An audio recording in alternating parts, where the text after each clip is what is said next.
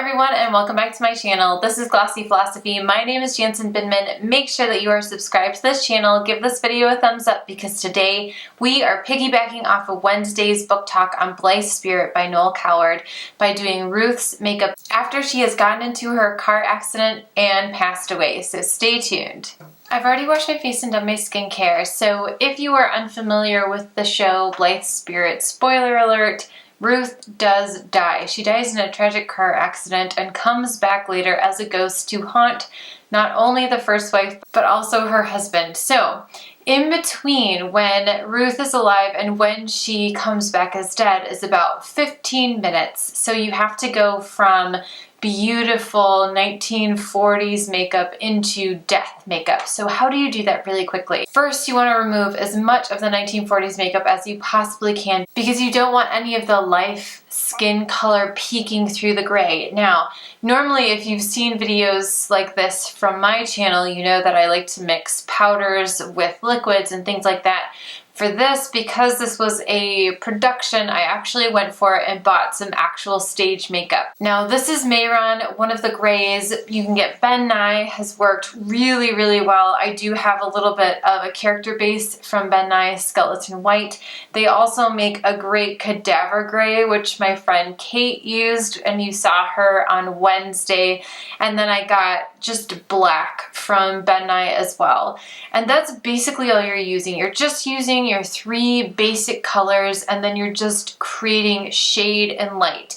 So it's a great tutorial for shade and light, and it's also a great tutorial if you need to turn yourself into a ghost quickly. That is exactly what I did. I went upstairs, I removed my daytime makeup, and I reapplied my moisturizer because that's pretty much all you're going to have time for in between the quick change. Because not only do you have to change your makeup, but you also have to change your clothes. So the first thing I'm going to do is I'm going to make sure that my eyes are nice and black and dark around the edge. So I'm going to take my black treacle pencil, and even though I gave myself a good face washing, there's still a little bit left. I'm going to make sure that that's nice and dark right around that lash line because I know that my eyes can kind of sink back. And then the next thing I'm going to do is I'm going to take my Mehron gray and I'm literally just going to paint that on my face. And you can see, holy smokes, does a little bit go a long way. I mean, you can literally kind of paint your face this way. And then I like to take my finger, and because I've just put on moisturizer, it blends over the skin really, really nicely.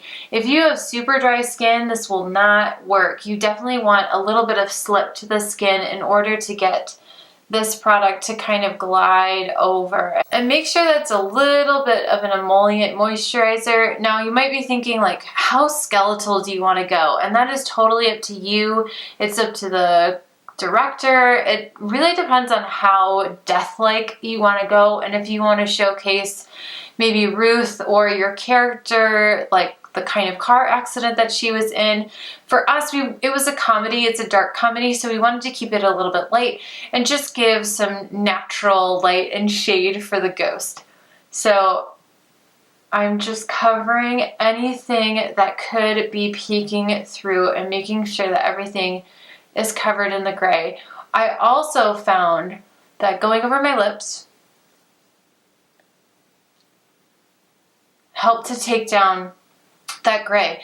And I'm going to bring it up into my brows. I mean, I'm really just covering every possible area that could be seen from stage with that gray. And again, like, a little bit goes a long way. You can't really see any skin color peeking through.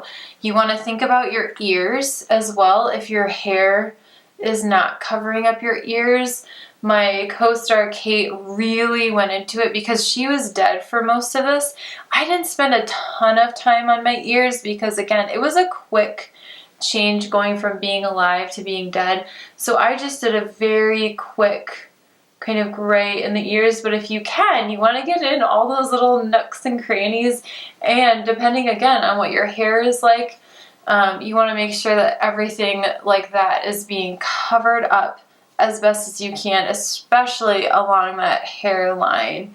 And then you also want to bring it down your neck if you're not going to get the costumer too upset. I was using costumes that I had purchased, so I wasn't worried about it. I'm not going to bring it all the way down because I do actually wear this shirt. But I did, in the show, I did take it down as far as I could, and then I took whatever was extra and I put it on the backs of my hands. We had these really great sleeves that covered up most of our arms so that we wouldn't get makeup on the set. That is absolutely something that you have to think about, is you want to make sure that if you are doing some like full body makeup, that you are talking and thinking about the set design as well. A lot of those set pieces that you use in community theater and in real theater can be very expensive and very old and not easily cleaned. So you need to make sure that you're thinking about your makeup choices and whether or not that could create a problem for the company later on. So I've just done a really light dusting of the gray on my hands, and I did the same thing on my feet because I went barefoot as the ghost. We thought that the ghost probably wouldn't care to be wearing shoes. So then I went in with the white. So I'm just taking my finger, just kind of warming up that product. So just right there, and kind of creating and acting and treating it like a concealer. So I'm going to do kind of a V underneath my eye, and that's going to start to give me a little bit of shape. I'm also going to bring it up here because if you think about it, you have nothing reflecting off of your skin. Your skin is dead, so there's no life to it. It's very, very matte. So we will be mattifying this a little bit, but you can see how beautifully this blends really, really, really well. Really, the whole point is just to add some three-dimensionality here. I'm going to put a little bit on my lips, but I'm definitely going to be using the black a little bit more to add in that shade and light. So now I'm going in with my black, and I'm actually going to I'm going to grab a spoolie, and I'm going to start combing that through my brows.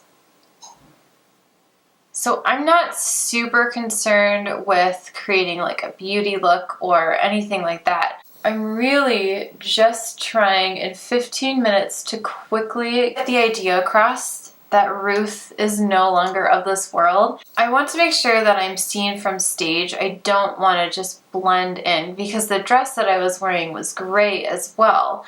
So I don't want to just look like this gray blob on stage. I want to make sure that my features are popping a little bit, but I also have to be realistic about what I can do in 15 minutes. So I've covered in my brows, then I can grab, kind of just dab at that black and start filling in my lips.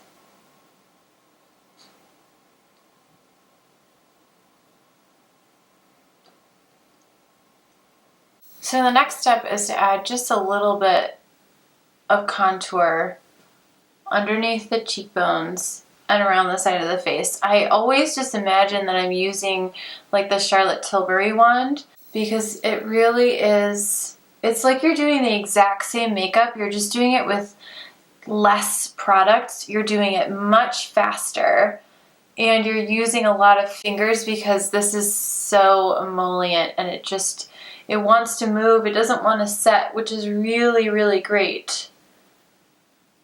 And you can really decide how you want to do that shading. And just remember to keep wiping your fingers down because otherwise that can get you smudges in many places that maybe you don't necessarily want. And you might find that you have to reapply. Just be careful when you're reapplying any gray or your base color because that can take over everything that you've just done because it is so thick. You might even discover that you want to go back over with the white as well. And just kind of fill in where maybe some of that skin is starting to peek through. You can go a little bit heavier than you normally would with your regular products because you want it to be seen. So you might not want to do quite as much blending as you normally would on a regular day, and just kind of play with where you need a little bit more coverage, where you need a little bit more sculpting and things like that. If you're feeling really fancy and if you have time, you can also bring that sculpting onto the neck as well. The great thing, again, about these products is that a little bit goes a long way, and you can really get a nice kind of ombre and a really nice blend by just using your fingers, just using the heat from your own person. So then the last step is to make sure that the eyes are kind of popping. So I took a little bit of that black again, and I just kind of dabbed it over my eyelid because I figured if she was in a car accident, she might have some black eyes. But again, I didn't want to get too gruesome. I didn't want to get too intense. I just wanted to make sure that my eyes were seen from far back in the audience. So I'm just very quickly going back and forth on my lid and then bringing it a little bit up into that crease so that you can see that I do have eyes right there. If you have time to add a little bit of liner, I do think that's super, super helpful. And again, depending on the look that you're going for, it can be really smudgy or it can be very straight. Now for the actual show, I was already wearing lashes, so I didn't have to worry about that. But right now I'm not wearing lashes, so I'm going to apply some mascara. The last thing you need to do is just make sure that your hair is exactly how you want it. For the show that I was in, I made the hair as part of another character to show the deterioration of Ruth, so it was quite crazy, and perhaps for the final picture I'll do that myself. Thank you guys so much for watching this ghost tutorial. I think it's really fun and helpful to hear how you do your makeup backstage to get yourself looking a certain way on stage. I do fashion videos every Wednesday, beauty videos every Friday. Make sure you check out the Blithe Spirit Book Talk with my friend Kate as we discuss feminism and how to get into character. And I will see you very soon in the next one. Bye!